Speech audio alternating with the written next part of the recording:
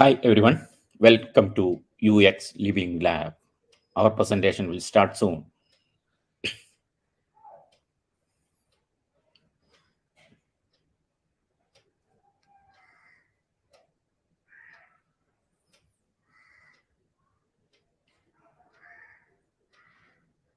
Hi, today we are starting with how easy was it to work with your brand? We are talking about the easiness to work with your brand from consumer's perspective. So being a consumer, while you interact with your brand, the consumers are interacting in a different levels. According to them, is it easy? That's a topic we have to. This is a part of our journey towards developing and track UX index, that is user experience index. We already discussed about effectiveness, one of the main parameters we have to consider while customer experience index. The second one is easiness. Do you ever think about whether your brand is so easy to reach and so easy to interact? If not, see this presentation.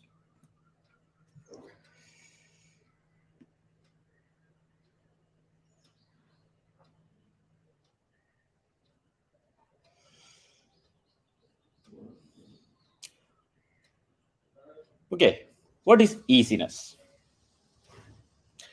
Comfortable. Most of the people define easiness as comfortable.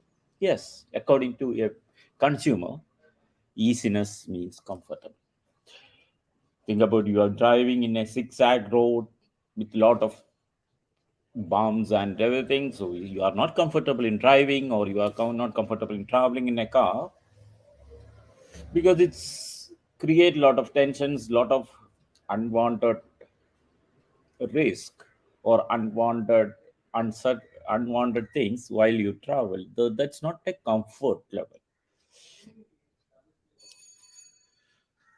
Okay, that's why when you travel in a straight road without any hassles, up to some level you can enjoy, but after, okay, that is another psychological level, but actually that's easy. Easiness always associating with comfort. For a consumer, comfort is giving the experience of easiness.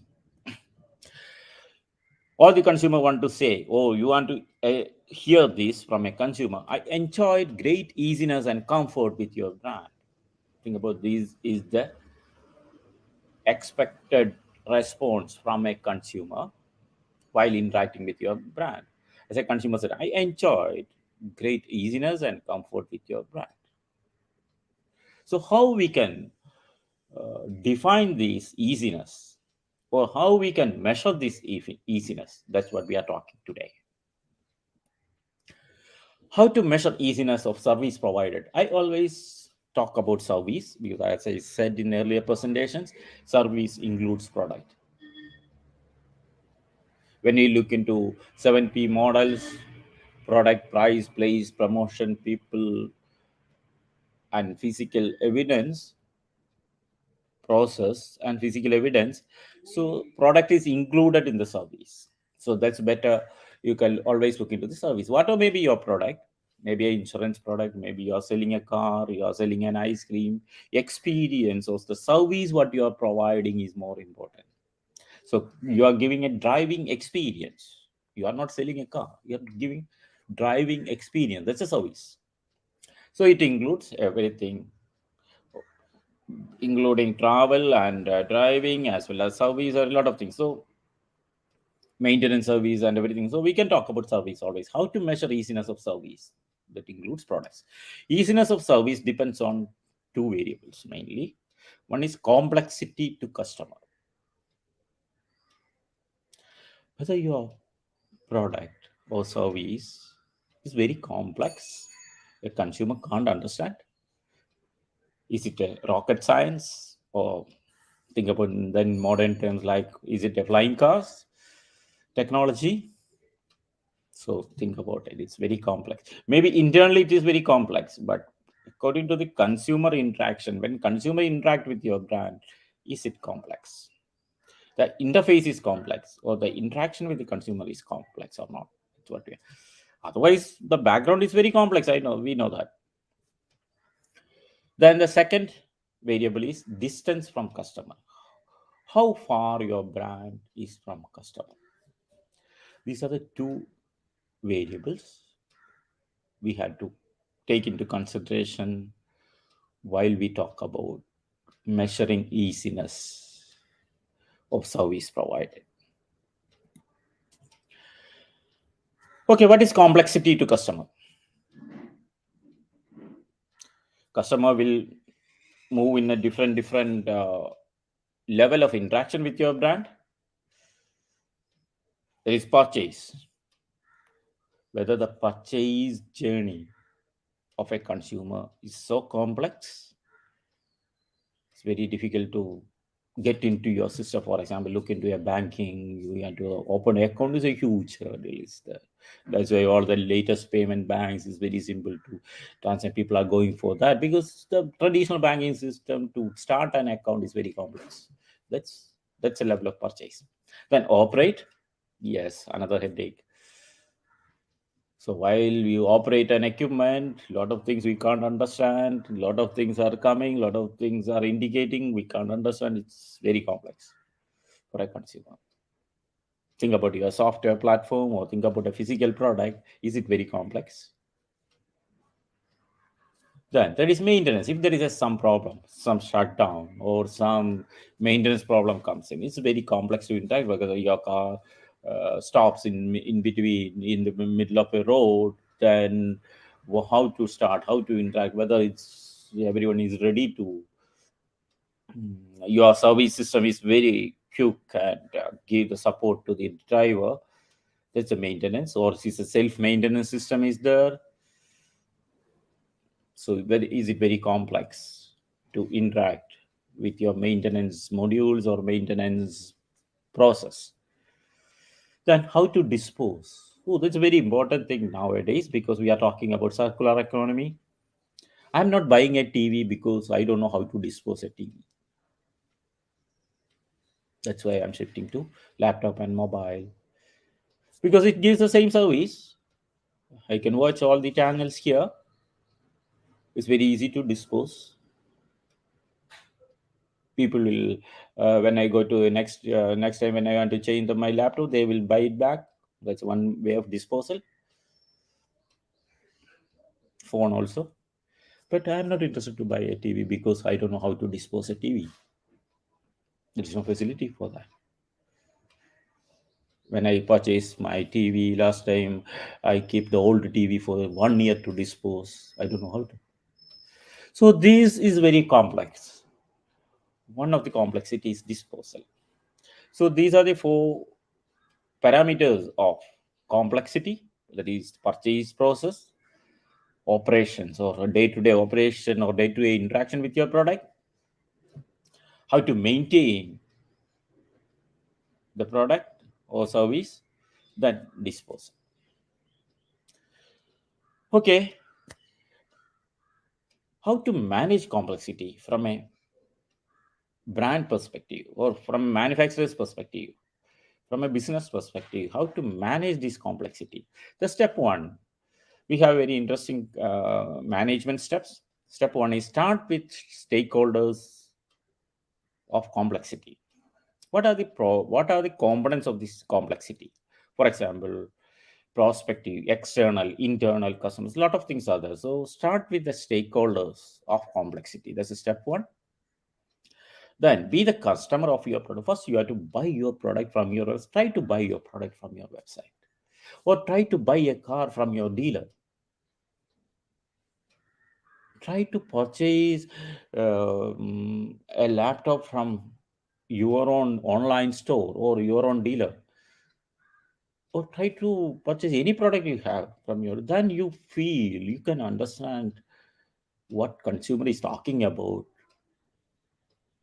what these people are saying about when I go for purchasing a car. So be a customer for your own product. Don't just do demos. People are salespeople are doing demos. That is a different thing. Demonstration is very easy. Be a real active customer of your product. Then the step three is find the problem point of the stakeholder. So then you will identify these are the problem points, because when I ask something, your sales representative or the dealer, the person sitting on the dealership counter saying some other things. So find the problem points of the stakeholder.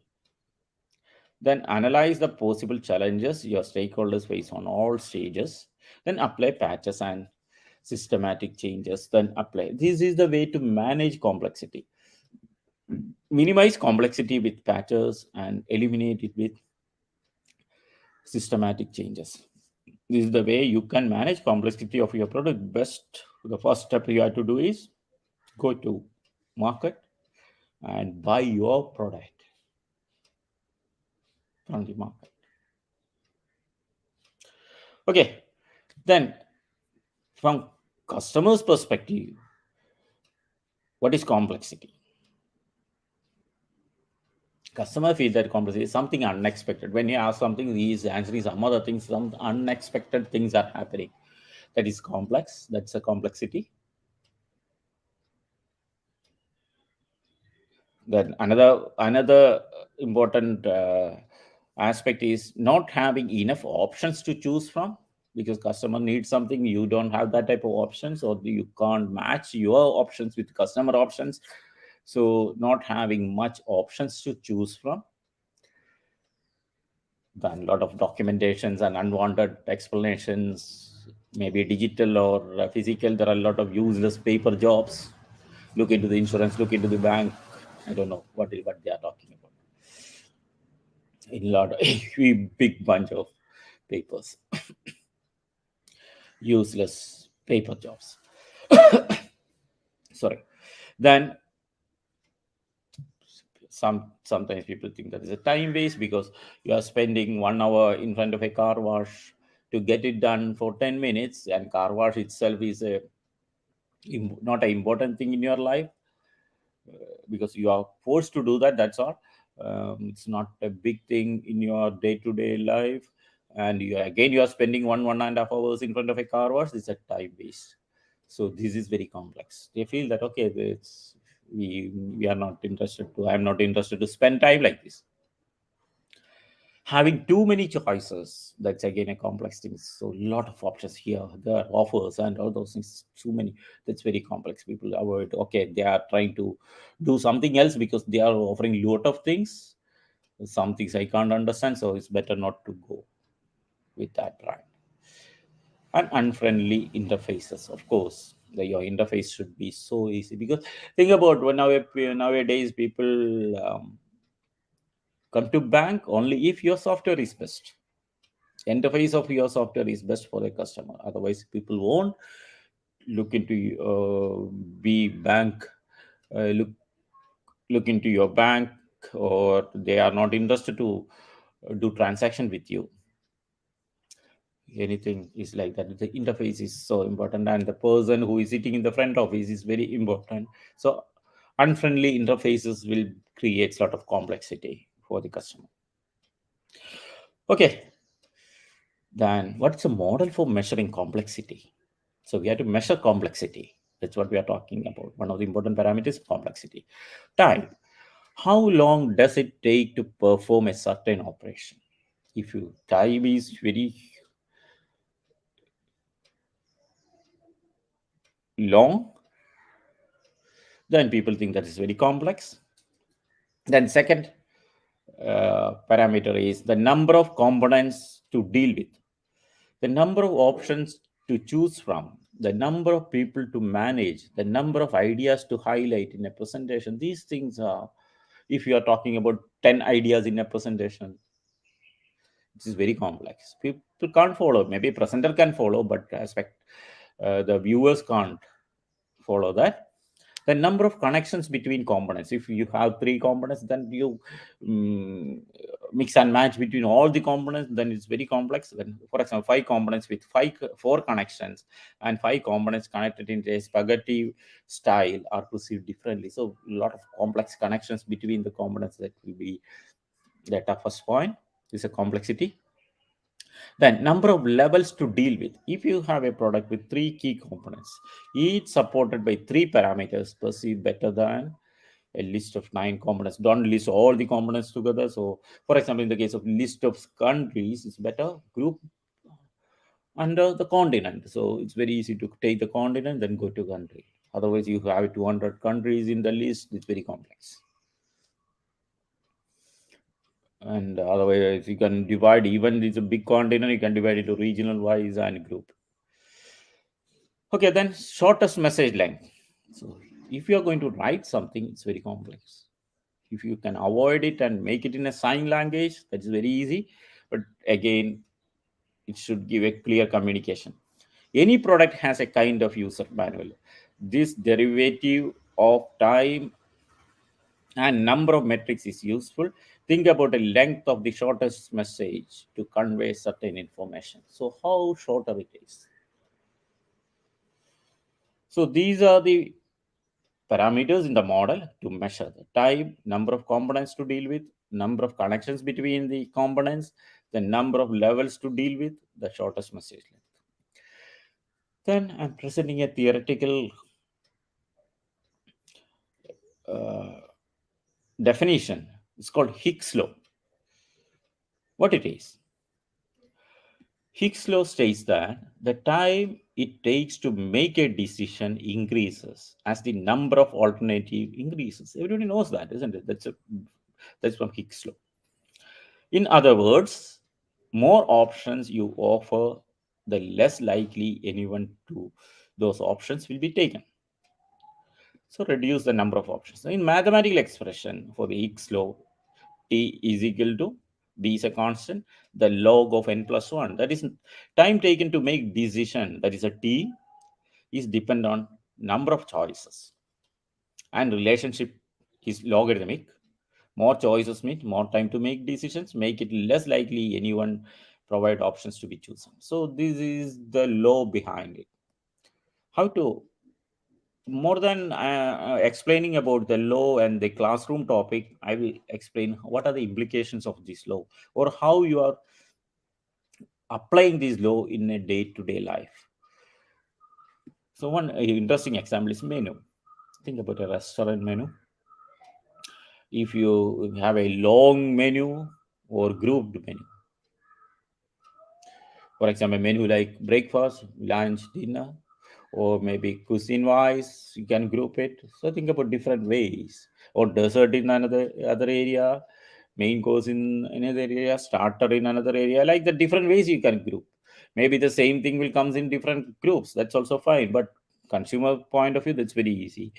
Instead of a long list of menu options, think about how you can group them into few higher level choices, possibly 6 to 8 main navigation links. And so this is applied or relevant in your websites also. Don't make a lot of choices, lot of menu options in the website. The other one is give some white space. White space is a space to think for a consumer. If you give more white space in your presentation or in your um, website, or think about a product also, very congested level of arranging everything, um, that is, it's not like a cockpit of a pilot. If you arrange everything like a cockpit of a pilot in a car, it's very complex, isn't it? People can't, because pilot is trained to that. A common a driver is not trained to that level of complexity. Then extrapolating a little to the visual design of your page, consider using more white space. That's very important. Then giving the options. When you ask something to select from the consumer side, always give three options.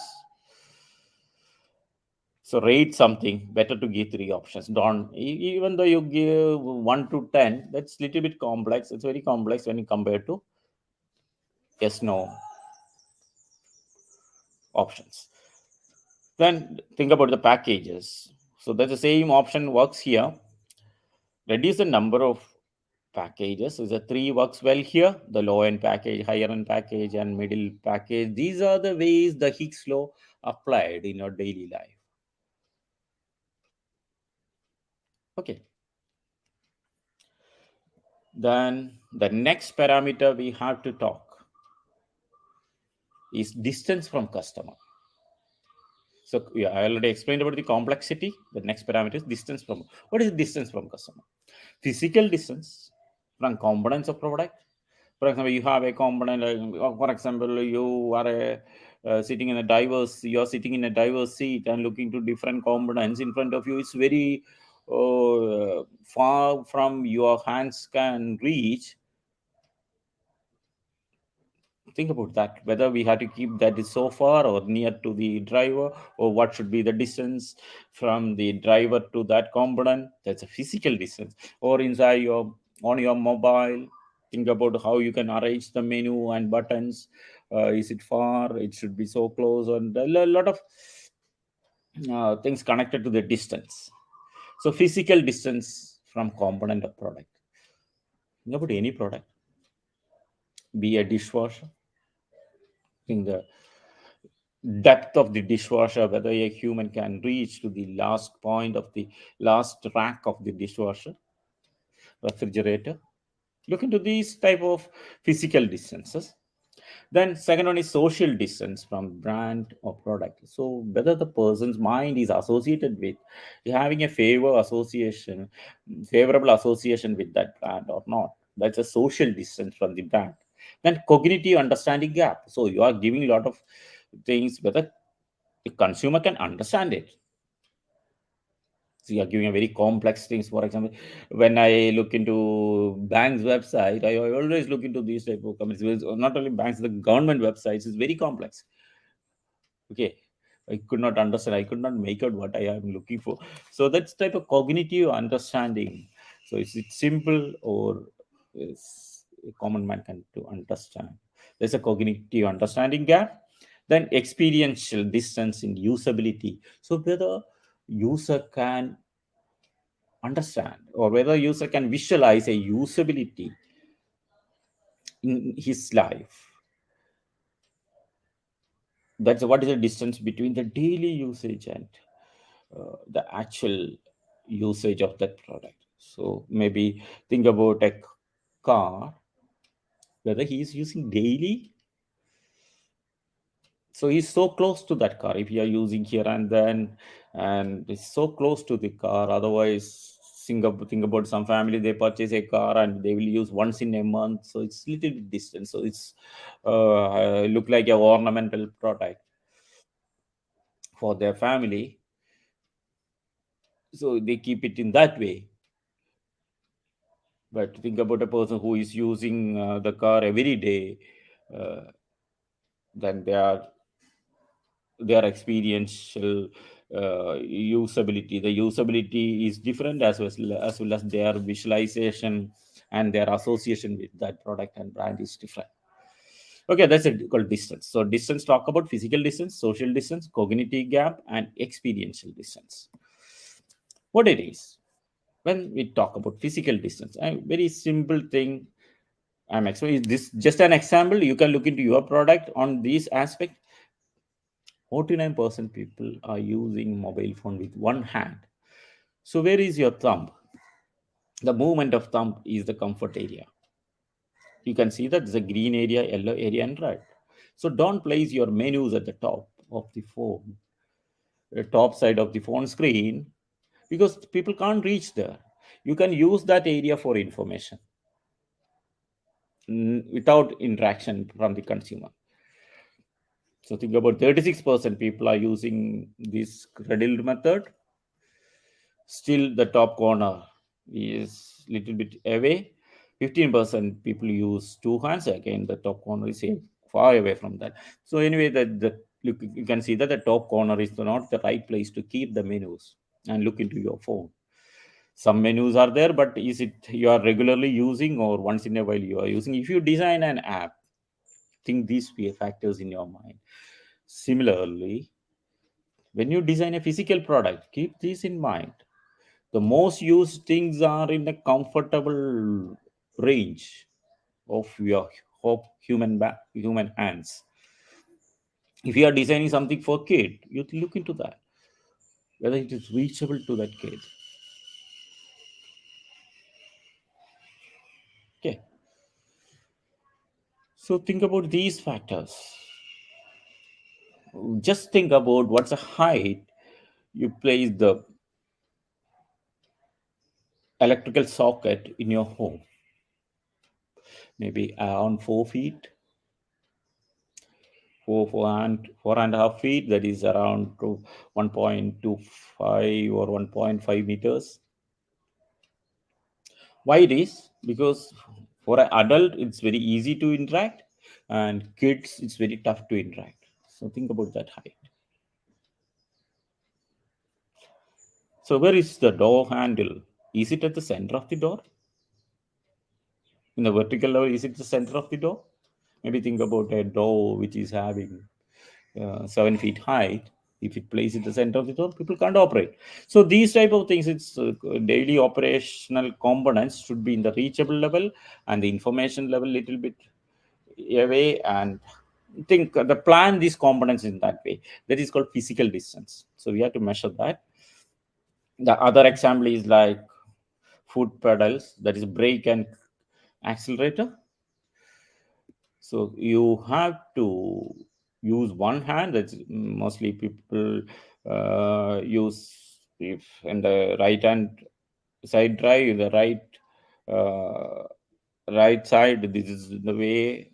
Okay, the both sides is the same. So anyway, you have people are most of, or all the cars are designed to right leg for using the gas as well as brakes. But your heel is always constant in a constant position, and you rotate your leg to brake and clutch, brake and accelerator. That's the way the driving happens.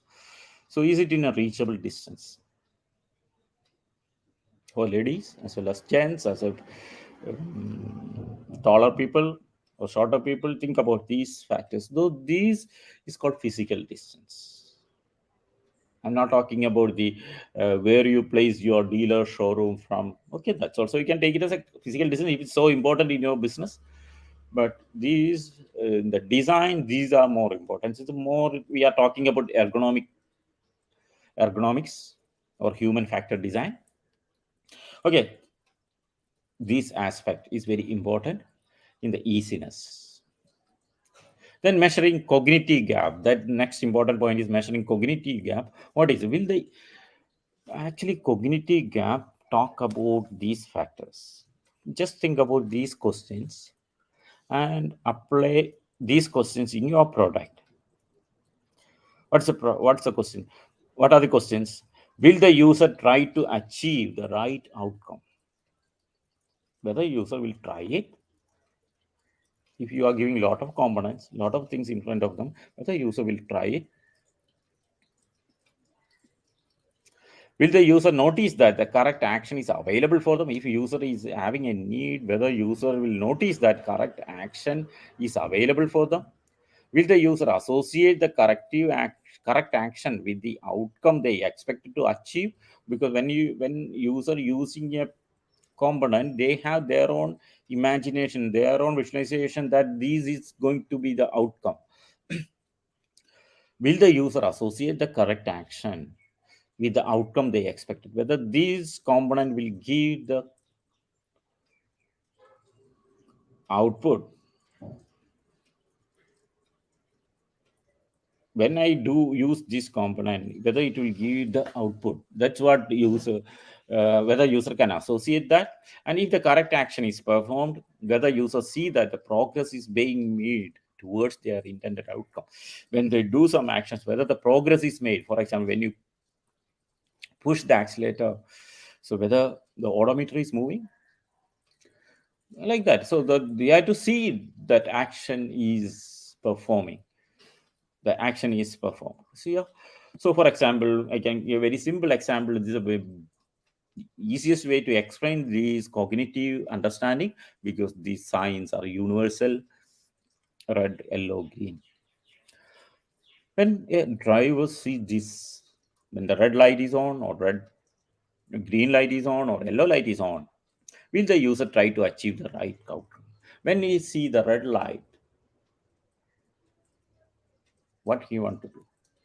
All the driver knows what they have to do if he see the red light or green light. Will the user notice that the correct action is available for? So when he see that light, whether he is having the component in his car that is available, it's to immediate performance, where to perform, to act, will the user associate that correct action with the to outcome they expect to achieve? When you see the red light, immediately your leg move to the brake. It is without much thinking how much time it will take, or what is a gap for that. Okay. For example, recently one of the latest models of Jeep, they have a very huge complaint that the brakes pedals are a little bit higher. So they have to take the leg, take take the toes from the accelerator and put it on top of the brake. That takes time. So it's not possible to just tilt the toes and apply the brakes. It's not possible. So that was a very interesting discussion 2 years back about the design of that model. So think about these factors. So then, is a correct action performed? Will it use to see that progress is being made towards their intent outcome, whether the car is stopping or the red light is it's showing that it's braking, or a lot of things think about. So in the same way, we can apply this to green light. So this is the way a cognitive gap to be measured. Then come to social distance from brand. People, that's actually emotional things we are talking about, maybe based on different factors, how you are associating with a brand. Mainly talk about service quality, that is reliability, responsiveness, knowledge, empathy, and convenient facilities. These are the five characteristics of car service. These five characteristics make up an opinion in users' mind, and they keep away from that brand. It's called social distance, distance from brand. So think about it. Some people are more associated with say, Google, or some people are more associated with Apple. They have their own reasons. So the reasons will be reliability, responsiveness, whether the product is responding fast or their service people are responding fast, knowledge, their own knowledge, or the people who is responding to them have knowledge. Then empathy, whether they are taking care of my personal needs, empathy. Then facilities, think about the infrastructure, dealer network, or service network, whatever. So these are the factors of service. These are the characteristics of service. This to measure service quality. So these five factors depends on social distance of a consumer from your brand. So you have to measure that how far socially he's from the consumer is from your brand. For example, okay, you may be selecting, it's a very low rating and very high rating. This is a neutral center, is a neutral position. This is a common scale using for measuring it. So you can measure, again you can divide into parameter wise and measure it, but it's a common way is he's associating with the brand, or he is excited with the brand, or he is stepping away from the brand. This is the way you can, and it's a degree of measurement you can see. Then experiential distance in usability, what it is actually. So every user is having a current state. Current state lists the processes, workflows, and characteristics of the brand and product. So there's a current state. And the future state which outlines the target condition of the consumer wants to achieve. So think about, there is a product which is having a current state, and the future state. You are driving a car at 50 kilometer speed, 50 mile speed, then driver wants to achieve it to 100 mile speed. There's a future state, which there's a gap. Of course, there's a time gap is there, but what is customer expected? Okay, it will reach in 5 seconds, or it will reach in 10 seconds, or it will reach in 100 meters. Whether your product is performing to that level, that is customer expectations and experience. That is the gap. That's experiential distance. That's called experiential distance. What he is having in his mind, he is saying that okay, to 100 kilometer per hour, it will reach in 5 seconds, but it takes 15 seconds. Then there's a huge gap. So first, identify whether a gap actually exists between the product's performance and the consumer's wants. Okay, if consumer expects a 5 seconds, whether it reaches in 5 seconds. Look into another very interesting example is components in front of the driver. There is a cockpit. We can say that the dashboard of the driver, the components in front of the driver. He can operate all these components because he is also driving. So in between, he is operating these components. The most acceptable time gap is 3 seconds while operating any component on dashboard. So if it took more than three seconds, it will distract the driving. So it is not acceptable. Setting your temperature in air conditioner takes more than 3 seconds to judge how to set to desired point. To take more than 3 seconds, that's not adjustable, acceptable in a dashboard. So like that, identify whether there is a gap actually exists between the product performance and the customer wants. If so, gap description should be there, then should outline what constitutes the gap and root cause for that.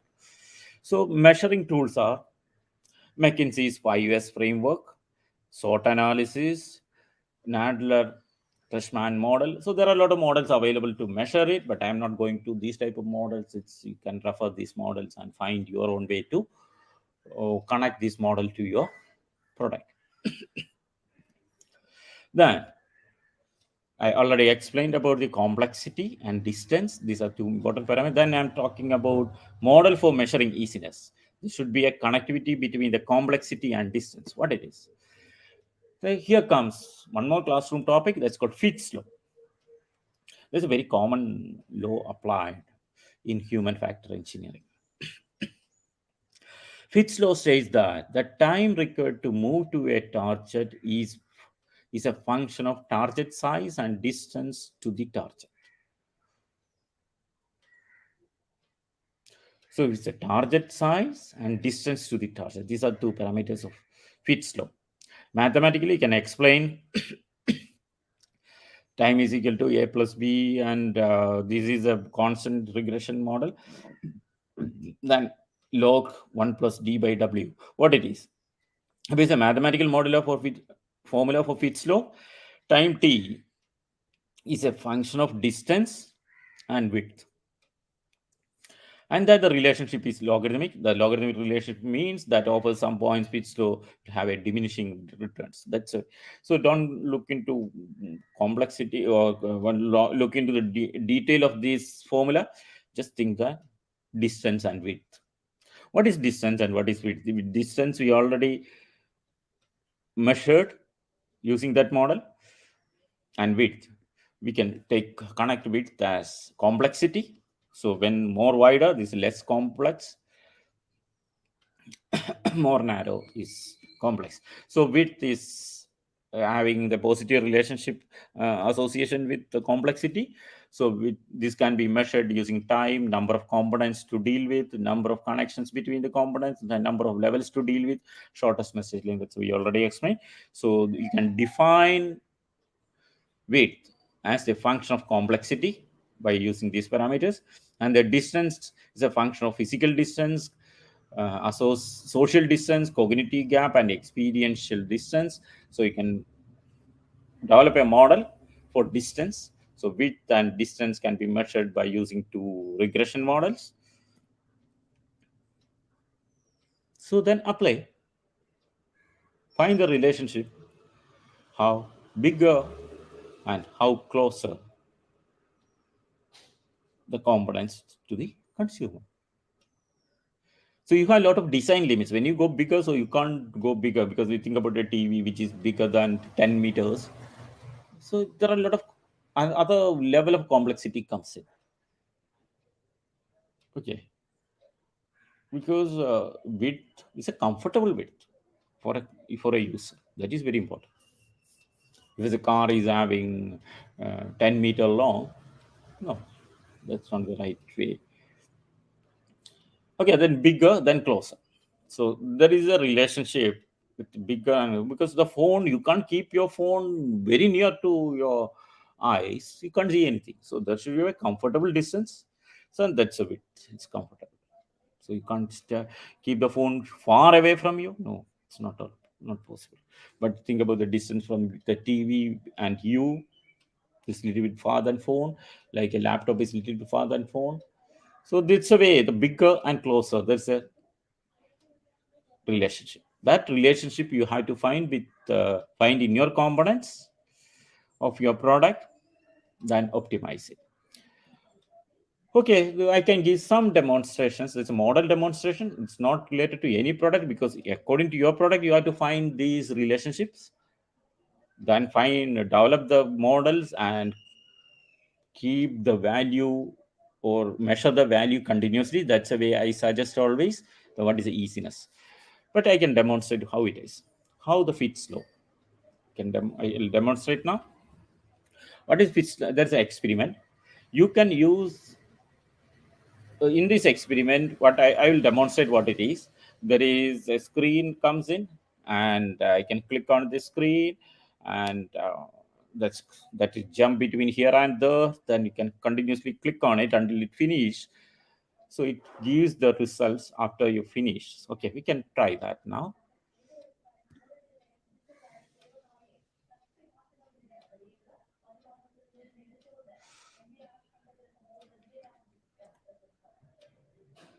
Okay, for that I have to change the screen to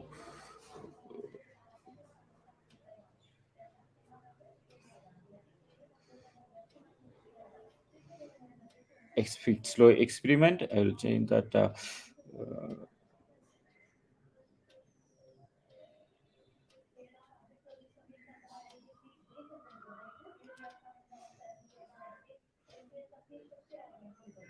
Okay, I think now you can see that.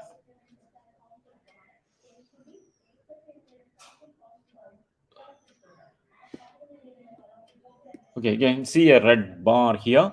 Just click on it. You can start. Then this continuously click on it. It will measure the time and the movement.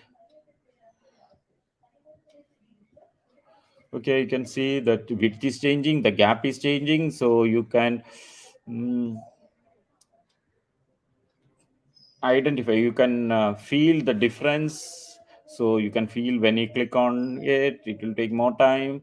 This a way this model experiment is going on. So you can see how many clicks are balanced is a 65. So the width is changing now, the gap is bigger. So I'm using in laptop, so you can see my mouse movement now. Then let's change.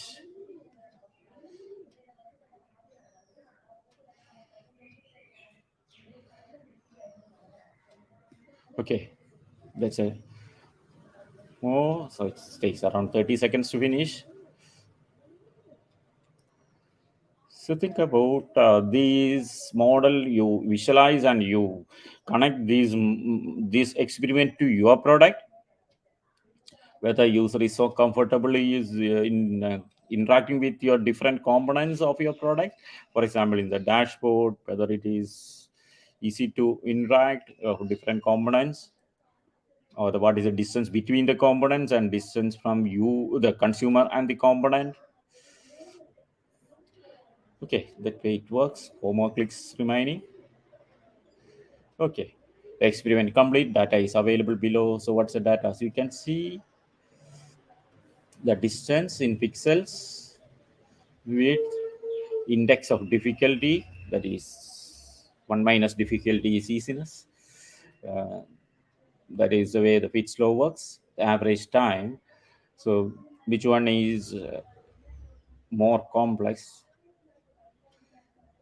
So the fourth experiment was more. There is 9 components in that experiment. The fourth one, the gap between the components, the fourth session was uh, very complex. It's having highest time. Then 8, and again 7 was very less. So the distance used in the 7 and the width used in the 7 is the most perfect mm, relation for keeping the most used components. That way you have to interpret these results. The second is also fine. Think about you are trying 9 combination. You understanding that you are trying 9 combination of width and gap. So which combination is better?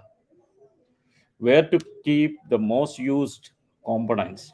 Where to use less used components? Where to use information? So that's where you can think about. Okay, that's the way the fit slow works. Okay, then after that, this is a demonstration of the experience. The same way I can talk about one more thing, which is calculator. So we already said that we calculate distance and complexity. Then how the calculator works, that also I can show now.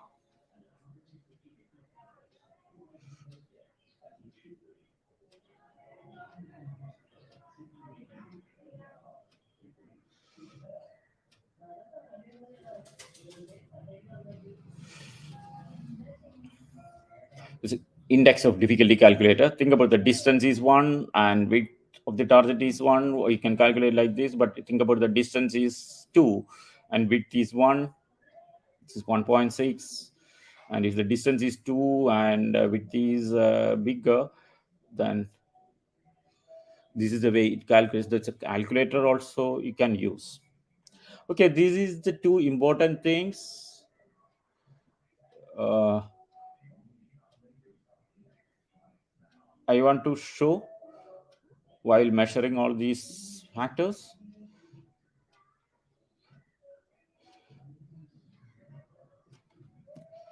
That's a calculator I already explained. So think about these formula and the distance and width. These are the important parameters of easiness. Then you can measure it. Thank you for your time. I hope I explained it very well. There are little bit classroom topics is coming into, but I try to explain it in a more easiest way you can understand. That I can say that my presentation also should be very easy to understand. So the easiest way I explained to you. So thank you for your time, and share this presentation to you, your colleagues, and your team. And at the same time, I'm expecting comments from you. If you want to talk to me, scan this QR code and fix an appointment. That's all for today. Thank you. See you next time. If you have any questions, please add your questions in the comment box. I will reply to you. Waiting for questions.